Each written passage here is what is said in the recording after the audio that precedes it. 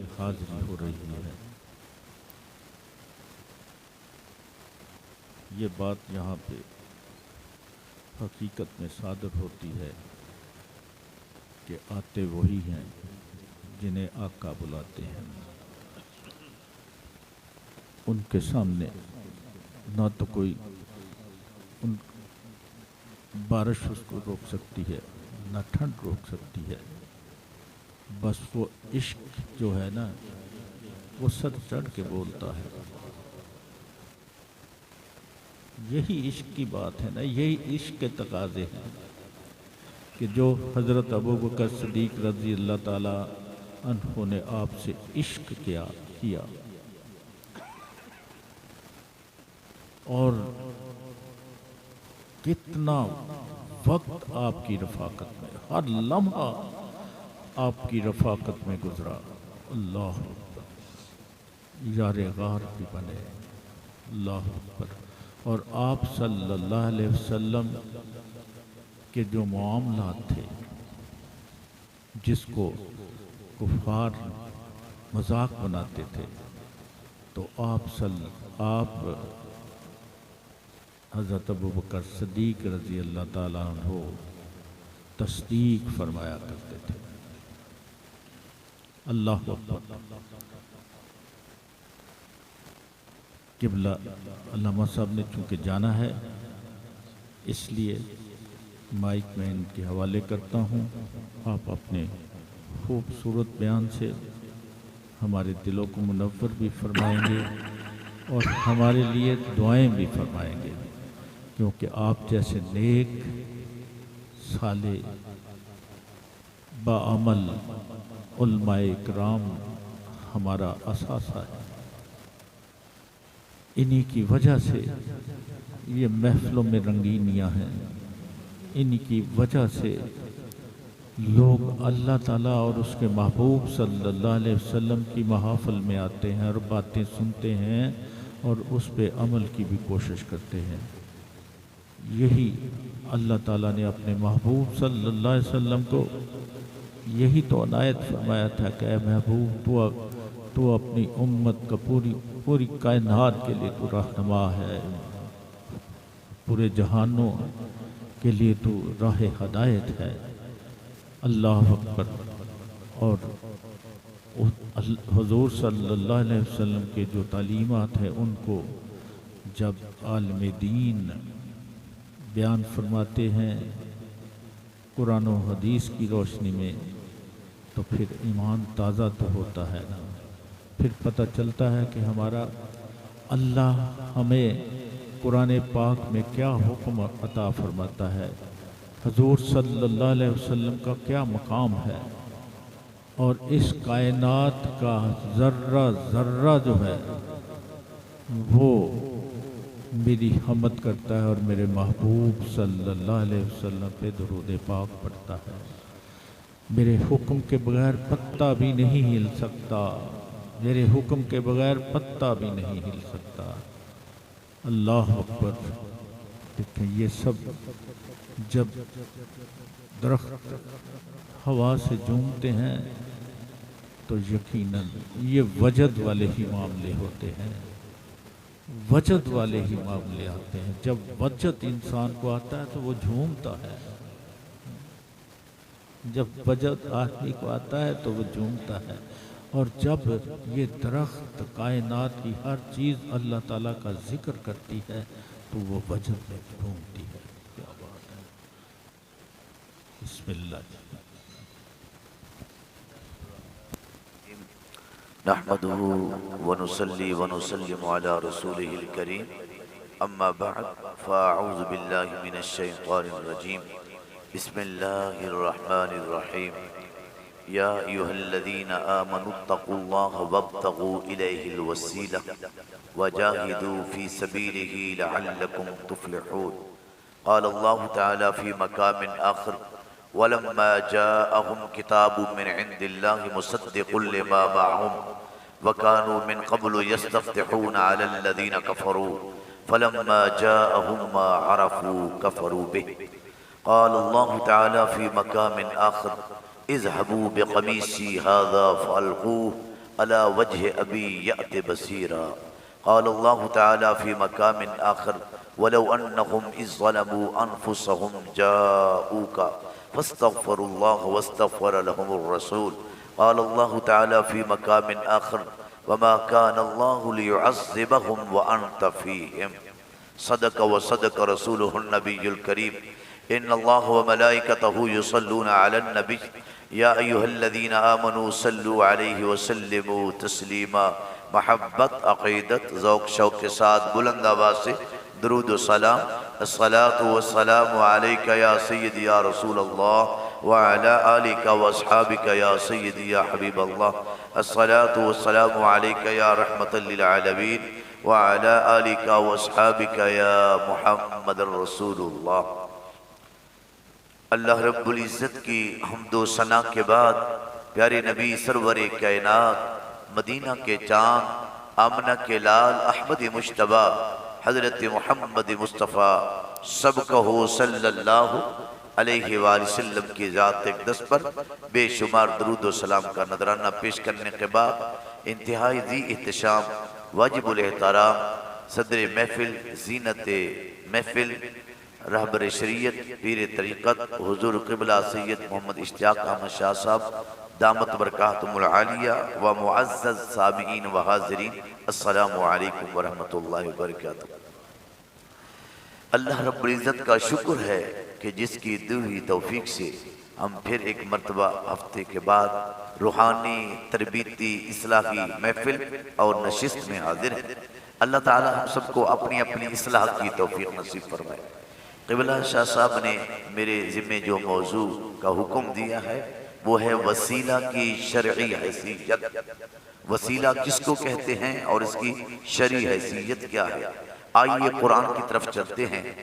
وسیلے کا لغوی معنی یہ ہے ما یتوسل بہ الی الشیء، جس کے ذریعے سے کسی چیز کا قرب حاصل کیا جائے، جس کے ذریعے سے منزل مقصود تک پہنچا جائے، جس کے ذریعے سے انسان کسی شے کا قرب حاصل کرے. یہ ہے وسیلے کا لغوی معنی. اور اصطلاح شریعت میں یعنی شریعت محمدی کے اندر وسیلہ کس کو کہتے ہیں، اس کی تعریف کیا ہے؟ جعل الشیء الذی بہ عند اللہ قدر و مرتبۃ وسیلۃ لاجابۃ الدعاء.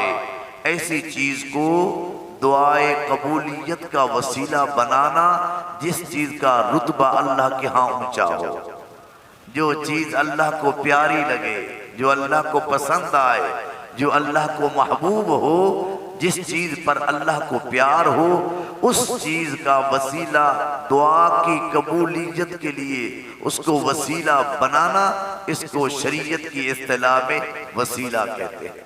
پہلے اللہ اکبر سبحان.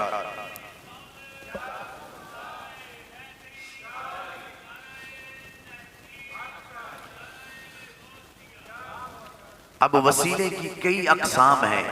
وسیلہ بالاعمال بھی ہوتا ہے، نماز، روزہ، زکوٰۃ، حج، خیرات، نیکی. کوئی بھی نیکی کریں تو اس کا وسیلہ پیش کرتے ہیں، اللہ اس نیک اعمال کے صدقے میری دعاؤں قبول فرما.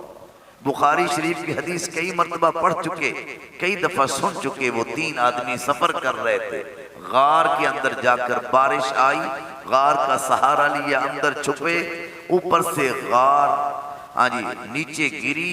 ایک بہت بڑا پتھر تھا، چٹان تھی، دروازہ بند ہو گیا. تینوں نے اپنے اپنے نیکیوں کا وسیلہ پیش کیا، اللہ نے نجات عطا فرمائی. حاضرین محترم، جس طریقے سے نیک اعمال کا وسیلہ وہ شریعت کے اندر جائز ہے، اس طرح نیک بندوں کا وسیلہ بھی بولی وہ بھی جائز ہے. اچھا، میں آپ سے سمجھانا چاہتا ہوں آپ کو. ماشاءاللہ اکثر علماء کو سنتے رہتے ہیں، صاحب علم ہیں، آدھے عالم تو آپ ہو چکے ہوں گے جتنی کثرت کے ساتھ علماء کو سنتے ہیں. وسیلہ نیک اعمال کا کیوں پیش کیا جاتا ہے؟ یہ جو قرآن پاک میں حکم ہے نا، ابتغوا الیہ الوسیلہ، کہ اس کی بارگاہ میں وسیلہ پیش کرو. اب نیک اعمال کا وسیلہ پیش کیوں کیا جاتا ہے؟ اس کا جواب یہ ملتا ہے کہ چونکہ نیک اعمال اللہ کو پسند ہیں، کیا نیک اعمال اللہ کو پسند ہیں، اس لیے اس کا وسیلہ جید ہے۔ ارے جو نیک اعمال اللہ کو پسند ہیں، جب اس کا وسیلہ جید ہے تو جو نیک بندے اللہ کو پسند ہیں اس کا وسیلہ جید نہیں ہے؟ نیک اعمال اس کا وسیلہ اس لیے جید ہے کہ وہ اللہ کو پسند ہے، اللہ کو پیارے لگتے ہیں۔ نماز ہے اللہ کو پسند ہے، روزہ ہے اللہ کو پسند ہے، حج ہے اللہ کو پسند ہے، صدقہ ہے اللہ کو پسند ہے۔ کوئی بھی نیک اعمال اس لیے وسیلہ پیش کیا جاتا ہے کہ وہ اللہ کو پسند ہیں۔ جب نیک اعمال اللہ کو پسند ہیں اس کا وسیلہ جید ہے، تو جو نیک بندے اللہ کو پسند ہیں، جو نیک بندے اللہ کو پسند ہیں، اللہ کو جو محبوب ہیں، یا یوں سمجھیے جو ہم اپنے نبی کی اتباع کرتے ہیں، حضور کی سنت کے مطابق زندگی بسر کرتے ہیں، جب یہ اللہ کو پسند ہیں، ان کا وسیلہ نیک اعمال کا جید ہے، تو جس پیارے نبی کی اتباع کی جا رہی ہے اس کا وسیلہ جید نہیں ہے۔ سبحان اللہ۔ آئیے قرآن کی طرف چلتے ہیں۔ قرآن کے اندر ہر چیز کا بیان موجود ہے۔ ہم نے قرآن کھولا نہیں ہے، ہم قرآن کو پڑھا نہیں ہے، قرآن کو سمجھا نہیں ہے، سارا زور فتووں پر ہوتا ہے۔ جتنی دیر آپ فتوے لگاتے رہتے ہیں دوسروں پر، اتنی دیر قرآن کا مطالعہ کریں، ایمان روشن ہو جائے گا۔ وسیلہ کئی طرح کا ہوتا ہے، نیک بندوں کا وسیلہ بھی میں انشاءاللہ قرآن سے ثابت کروں گا، اور جو چیز اللہ کے نیک بندوں کے ساتھ اٹیچ ہو جائے وہ بھی اللہ کو پسند ہے۔ قرآن پاک کے اندر موجود ہے، تیسرا سپارہ ہے، سورت آل عمران ہے۔ حضرت سیدہ مریم حجرے کے اندر عبادت کیا کرتی تھی، ان کے پاس بے موسمی پھل جب آئے، حضرت سیدنا زکریہ اندر داخل ہوئے تو پوچھا اَنَّ لَكِ هَذَا، یہ بے موسمی پھل کہاں سے آئے؟ انہوں نے جواب دیا ہوا من عند اللہ، یہ رب کی طرف سے آئے۔ ان اللہ یرزق من یشاء بغیر حساب، اللہ جسے چاہتا ہے بغیر حساب کی رزق عطا فرماتا ہے۔ اب قرآن ہے، ذرا توجہ فرمائیے، قرآن ہے، صرف ظاہری ترجمہ میں کر رہا ہوں۔ اللہ کے نبی نے جب اس اللہ کی نیک بندی کی کرامت کو دیکھا، اس جگہ کو برکت والا تصور کیا، اس جگہ کو برکت والا تصور، یہاں اللہ کی نیک بندی کا ڈیرا ہے، یہاں اللہ کی نیک بندی عبادت کرتی ہے۔ جب دیکھا بے موسمی پھل ان کے پاس آئے تو قرآن بیان کرتا ہے ہنالک دعا زکریا ربہ، اسی جگہ کو وسیلہ بنا لیا، اسی جگہ کو وسیلہ بنا دیا۔ اس سے معلوم ہوا جہاں اللہ کے نیک بندوں کا ڈیرا ہوتا ہے، اللہ کے نیک بندے آرام کر رہے ہوتے ہیں، اس جگہ پر دعا مانگنا شرک بدعت نہیں بلکہ انبیاء کی سنت، انبیاء کی سنت ہے۔ حضور داتا گنج بخش حجویری جہاں آرام کر رہے ہیں، حضور سیدنا غوث العظم جہاں آرام کر رہے ہیں، حضرت معین الدین چشتی رحمت اللہ علیہ جہاں آرام کر رہے ہیں، حضرت سیدنا بابا فرید الدین جہاں آرام کر رہے ہیں، اللہ دعا ادھر درود محل میں بھی سنتا ہے، اللہ قبول اس جگہ پر کرتا ہے جہاں اللہ کے نیک بندوں کا ڈیرا ہوتا ہے۔ اب قرآن ہے ہنالک دعا، اس جگہ پر کھڑے ہو کر دعا مانگی، اس کو وسیلہ بالمکان کہتے ہیں۔ کیا بولیے؟ وسیلہ بالمکان، جہاں اللہ کے نیک بندے آرام کر رہے ہوں، بسیرا ہو، ان کا ڈیرا ہو، اس جگہ پر کھڑے ہو کر اس وسیلے سے دعا مانگنا، اس جگہ کے وسیلے سے، اس کو وسیلہ بالمکان کہتے ہیں۔ اللہ کے نبی دعائیں پہلے بھی کرتے رہے، مسجد میں بھی کرتے رہے، گھر کے اندر بھی کرتے رہے، سفر میں بھی کرتے رہے، لیکن دعا اس جگہ پر قبول ہوئی جہاں اللہ کی نیک بندی کا ڈیرا تھا۔ ہنالک دعا زکریا ربہ، اس جگہ پر کھڑے ہو کر دعا مانگی۔ عرض کی باری تعالیٰ اگر بے موسمی پھل سیدہ مریم کو تو عطا کر سکتا ہے، بے شک میں بوڑھا ہو چکا ہوں، مجھے نیک اولاد بھی بڑھیپے کی حالت میں دے سکتا ہے۔ قال رب هب لي من لدنك ذرية طیبہ انک سمیع الدعاء۔ پھر اللہ نے صرف دعا کو سنا نہیں ہے بلکہ دعا کو قبول فرما کر واپس جواب دیا، فنادته الملائکۃ وهو قائم یصلی فی المحراب ان اللہ یبشرک بیحییٰ مصدقا بکلمۃ من اللہ وسیدا وحصورا ونبیا من الصالحین۔ اللہ نے فرمایا پیارے نبی ہم نے اس جگہ کے وسیلے کو قبول کرتے ہوئے تیری دعا کو قبول فرما دیا ہے، تجھے یحییٰ نیک بیٹا عطا فرما دیا ہے۔ ابتغوا الیہ الوسیلہ وجاہدوا فی سبیلہ لعلکم تفلحون۔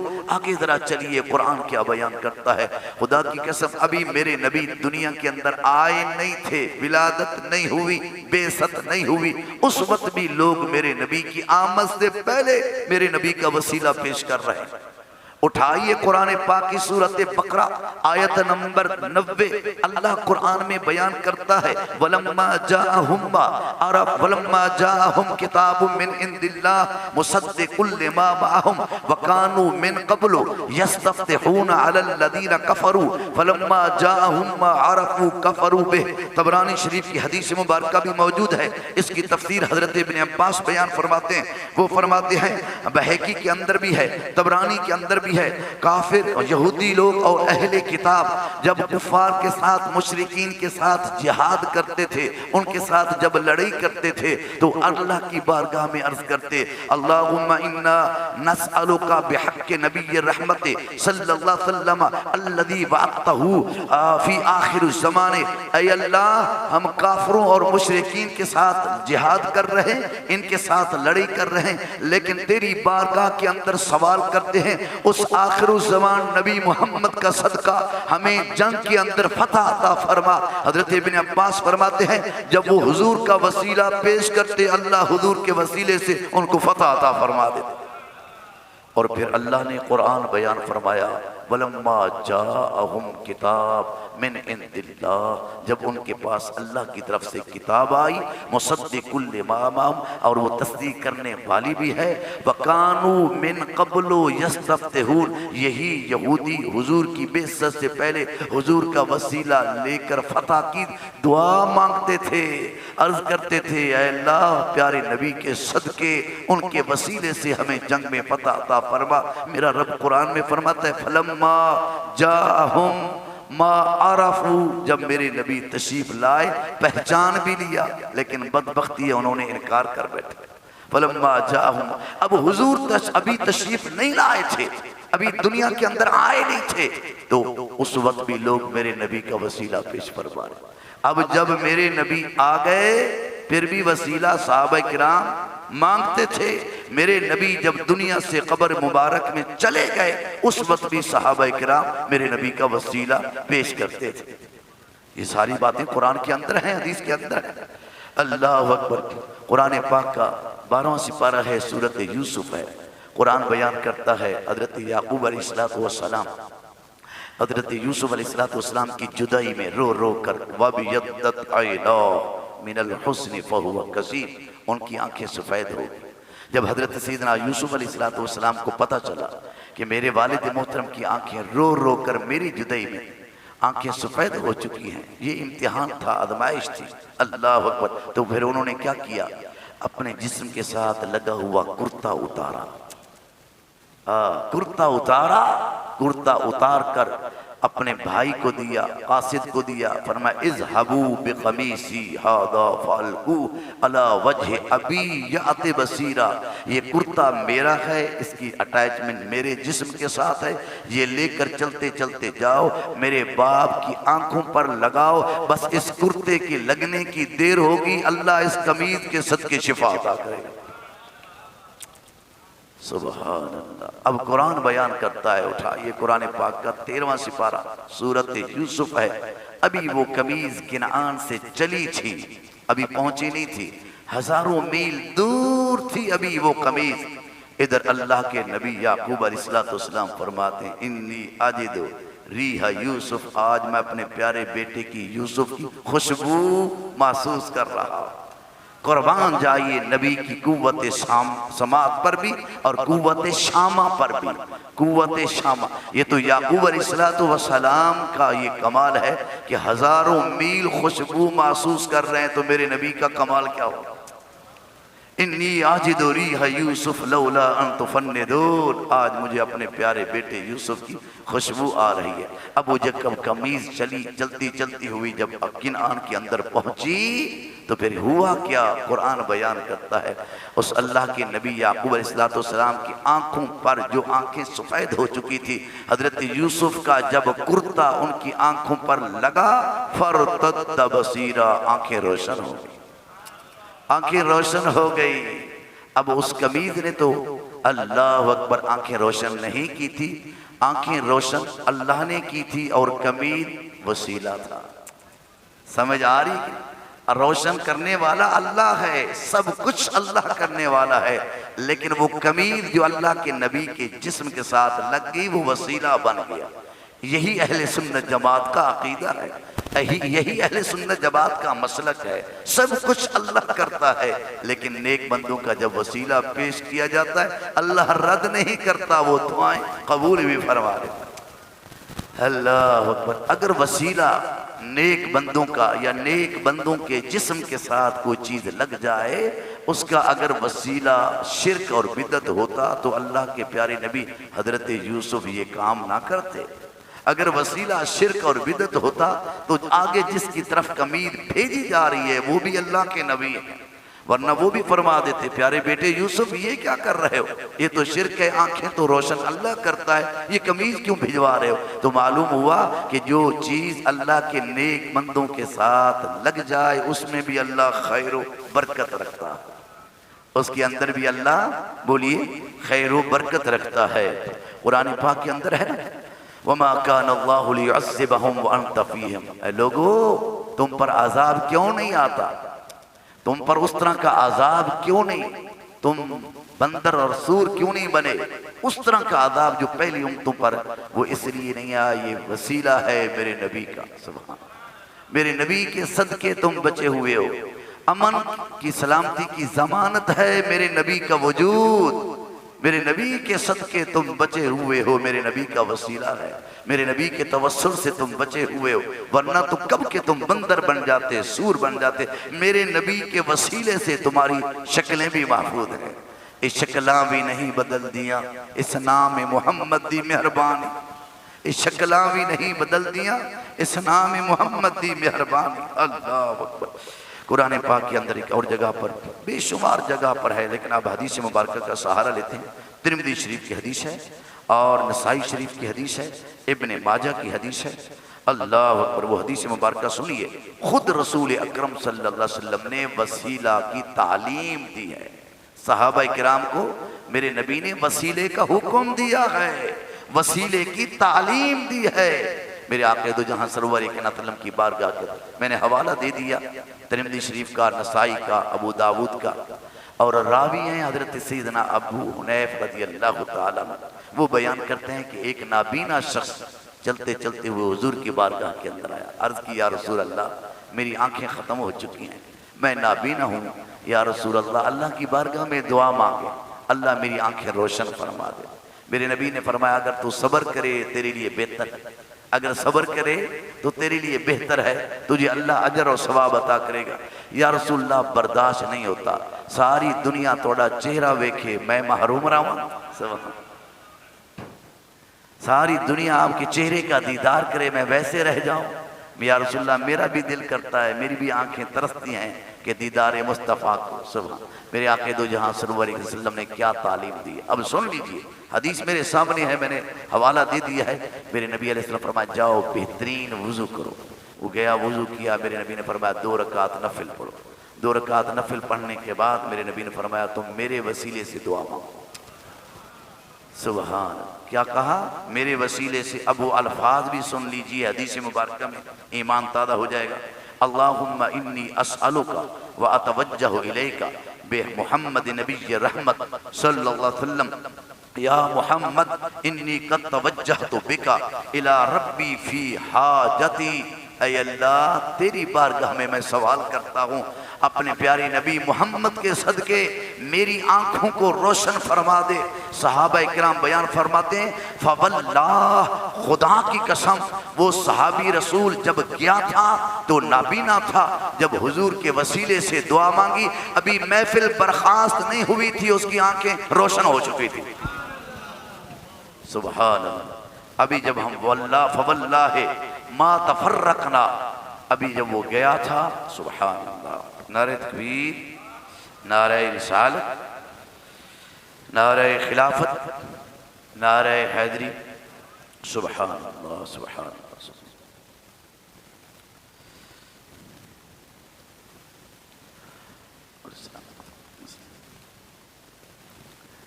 اب سمجھ آ رہی ہے کہ نہیں آ رہی؟ میری طرف توجہ فرماؤ۔ ترمذی شریف، نسائی شریف کی حدیث، صحابہ کرام فرماتے ہیں جب گیا تھا تو اندھا تھا، نابینا تھا، فواللہ ما تفرقنا ولا قال بنا الحدیث، ابھی کوئی لمبی چوڑی ہم نے باتیں نہیں کی تھی، محفل برخاست نہیں ہوئی تھی، مجلس برخاست نہیں ہوئی تھی، نشست ابھی برخاست نہیں ہوئی تھی، گیا تھا تو آنکھیں نہیں تھی، جب حضور کے وسیلے سے دعا مانگ کر اس محفل میں آیا دونوں آنکھیں روشن ہو چکی۔ اللہ اکبر، سبحان اللہ۔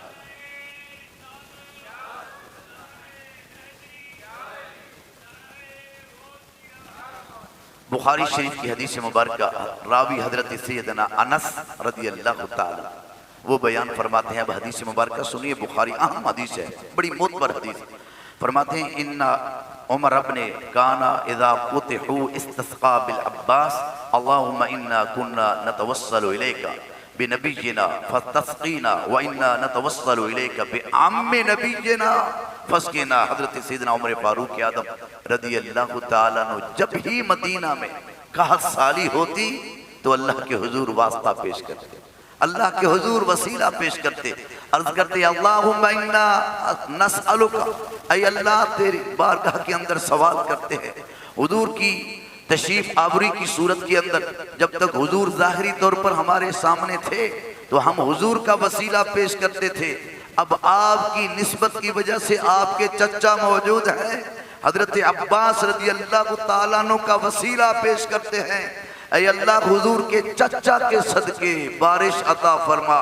عمر فاروق اعظم ابھی دعا ختم نہیں ہوتی بارش پہلے آ جاتی۔ سبحان اللہ۔ اس سے معلوم ہوا کہ صحابہ کرام کا عقیدہ تھا اور ان کا یہ مشرب تھا، ان کا یہ مذہب تھا، ان کا یہ مسلک تھا، ان کا یہ طریق تھا، حضور کی بعثت سے پہلے بھی لوگ وسیلہ حضور کا پیش کرتے تھے، حضور کی موجودگی کے اندر بھی وسیلہ پیش کرتے تھے، حضور کی وفات کے بعد بھی صحابہ کرام وسیلہ پیش کرتے تھے، جس طرح حدیث مبارکہ میں ہے، مشکوٰۃ شریف کی حدیث ہے، صحابہ کرام رضوان اللہ تعالی علیہم اجمعین، حضرت ام المؤمنین حضرت عائشہ صدیقہ سب کہو رضی اللہ تعالی عنہ کی خدمت کے اندر جلیل القدر صحابہ چل کر آئے، عرض کرنے لگے امی جان بارش نہیں ہو رہی، آپ اللہ کی حضور دعا مانگو، قحط سالی کا سماں ہے، تو حضرت ام المؤمنین عائشہ صدیقہ نے کیا جواب دیا، سبحان، اب وہ بھی سن لیجیے۔ حضرت ام المؤمنین حضرت عائشہ صدیقہ نے کہا کہ انظروا قبر النبی صلی اللہ علیہ وسلم فجعلوه منہ کبن ففعلوا فمطرنا مطرا، تم ایسا کرو رسول اکرم صلی اللہ علیہ وسلم کے حجر مبارک کا چھت کا سوراخ کر لو، کیونکہ اس وقت وہ لنٹر وغیرہ تو ہوتا نہیں تھا، نہ اس طرح کی شکل تھی، معمولی سی چھت ہوتی تھی، تو آپ نے فرمایا کہ جاؤ چھت کا سوراخ کرو، آسمان حضور کی قبر مبارک کی زیارت کرے گا اور حضور کی قبر مبارک کے توسل سے بارش آ جائے گی۔ عقید و جہاں دنیا سے چلے گئے، ظاہری طور پر روضہ انور کے اندر ہے حضرت ام المومنین، وہ ہستی ہے جس کے متعلق میرے نبی نے فرمایا آدھا دین حمیرہ سے سیکھ لو، سبحان۔ حضرت سیدہ ام المومنین عالمہ ہیں، فاضلہ ہیں، فقیہ ہیں، میرے نبی فرماتے ہیں آدھا دین ام المومنین حضرت عائشہ صدیقہ سے سیکھ لو، وہ ام المومنین فرما رہی ہیں کہ آسمان حضور کے روضہ مبارک کی زیارت کرے گا، حضور کے روضہ مبارک کے صدقے سبحان کیا ہو جائے گا، بارش ہو جائے گی۔ تو اس سے معلوم ہوا کہ حضور کی وفات کے بعد بھی وسیلہ حضور کا جید ہے، حضور کی تشریف آوری سے پہلے بھی جید، حضور کی تشریف اللہ آوری کے بعد بھی جید، اور اس دنیا سے ظاہری طور پر چلے جانے کے بعد بھی حضور کا وسیلہ۔ سبحان اللہ۔ آئیے ایک اور حدیث مبارکہ ہے، بہقی شریف کی حدیث مبارکہ، حضرت مالک الدار بیان کرتے ہیں، وَأَنْ مَالِكُ الدَّارِ وَكَانَ خَازِنُ عُمَرَ أَصَابَ النَّاسَ قَحْطٌ فِي زَمَنِ عُمَرَ فَجَاءَ رَجُلٌ إِلَى قَبْرِ النَّبِيِّ صلی اللہ علیہ وسلم یا رسول اللہ اسْتِسْقِ لِأُمَّتِكَ اسْتِسْقِ لِأُمَّتِكَ اسْتِسْقِ لِأُمَّتِكَ فَاخْبِرُوا وَقَدْ هُلِكُوا وَقَالَ لَهُ عَلَيْكَ الْكَيْسِ إِنَّكُمْ مَسْقِيُّونَ۔ بڑی معتبر حدیث ہے، حضرت مالک الدار سے روایت ہے، فرماتے ہیں حضرت سیدنا عمر فاروق اعظم کے زمانے میں حضرت عمر فاروق اعظم کا ایک وزیر خزانہ تھا، وزیر خزانہ تھا ان کے دور کا، بارش نہیں ہو رہی تھی، وہ چلتے چلتے حضور کی بارگاہ میں آیا، سرکار کے روضہ مبارک پر آ کر عرض کرنے لگا، یا رسول اللہ۔ کیا کہا بولیے، یا رسول اللہ۔ اس سے معلوم ہوا کہ حضور کی وفات کے بعد صحابہ کرام کا نعرہ تھا یا رسول اللہ۔ کیا تھا بولیے، لبیک یا رسول اللہ، لبیک یا رسول اللہ، لبیک۔ یہ نعرہ تھا صحابہ کرام کا، یا رسول اللہ، یا رسول اللہ، استسقی لامتک، یا رسول اللہ آپ کی امت کے ہاں بارش نہیں ہو رہی، آپ اللہ کے حضور بارش کی درخواست کریں۔ استسقی لامتک، اپنی امت کے لیے بارش کی دعا مانگے۔ بس یہ کہتے کہتے وہیں بیٹھا تھا، اونگ آ گئی، خواب کے عالم میں میرے آقا دو جہاں کا دیدار نصیب ہوا۔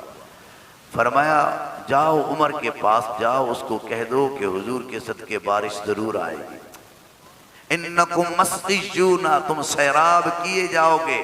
عمر کو جا کر میرا سلام دینا اور اس کو کہہ دینا ذرا ہوشیاری سے کام لو، ذرا ہوشیاری سے کام لو، ذرا سستی چھوڑو، اور پیارے محمد تم کو خوشخبری دیتے ہیں، انکم مسقیون، میرے صدقے اللہ ضرور تم پر بارش عطا فرمائے گا۔ اہل شام کا جب ذکر ہوا حضرت علی المرتضیٰ کے سامنے، تو حضرت علی المرتضیٰ شیر خدا رضی اللہ تعالیٰ نے فرمایا اہل شام، وہاں اللہ کی بڑی برکتیں ہیں، الابدال یکونون بالشام وہم 40 کلما مات۔ آپ فرماتے ہیں اہل شام کا یہ اہل شام، ملک شام اتنی برکت والا ہے، وہاں 40 ابدال پیدا ہوں گے، 40 ابدال، اللہ ایک ابدال نہیں، 40 ابدال۔ فرماتے ہیں کلما ماتا، جب کوئی ابدال فوت ہوتا ہے اللہ اس کی جگہ پر اور بھیج دیتا ہے۔ اب حضرت علی کیا فرماتے ہیں؟ فرماتے ہیں انہی ابدال کے صدقے یسقی بہم الغیث، اللہ انہی ابدالوں کے توسل سے بارش نازل کرتا ہے، وَيَنْصُرُهُمْ بِهِمْ عَلَى الْأَعْدَاءِ، ان ابدالوں کے صدقے اللہ تمہاری دشمنوں پر مدد کرتا ہے، ان ابدالوں کے صدقے، وَيُصَرَّفُ بِهِمُ الْعَذَابِ، ان ابدالوں کے صدقے اللہ نے عذاب کو دور کر رکھا ہے۔ اب کوئی گنجائش ہے؟ اب بھی کوئی شخص کہے کہ بے وسیلہ کی کہاں حیثیت ہے؟ اللہ کے حضور دعا ہے اللہ تعالیٰ ہم سب کو قرآن سمجھنے کی توفیق نصیب فرمائے، چونکہ وہ مسجد کے اندر وہاں کل شریف تھے تو اس لیے میں نے آج ذرا قبلہ شاہ صاحب سے عرض کی کہ میں وہاں پہنچنا ہے، دعا آپ میرے حق میں فرمائیں، آپ بڑے نیک آدمی ہیں اور اس درود محل کے اندر آتے ہیں، میں گناہگار ہوں، اللہ تعالیٰ مجھ کو عمل کی توفیق نصیب فرمائے۔ بڑے نورانی چہرے والے بیٹھے ہیں، خصوصی طور پر میری والدہ محترمہ کے حق کے اندر بھی دعا فرمائیں، وہ بیمار رہتی ہیں، اللہ ان کو صحت کاملہ عاجلہ عطا فرمائے، آمین ثم آمین، وآخر دعوانا ان الحمدللہ رب العالمین۔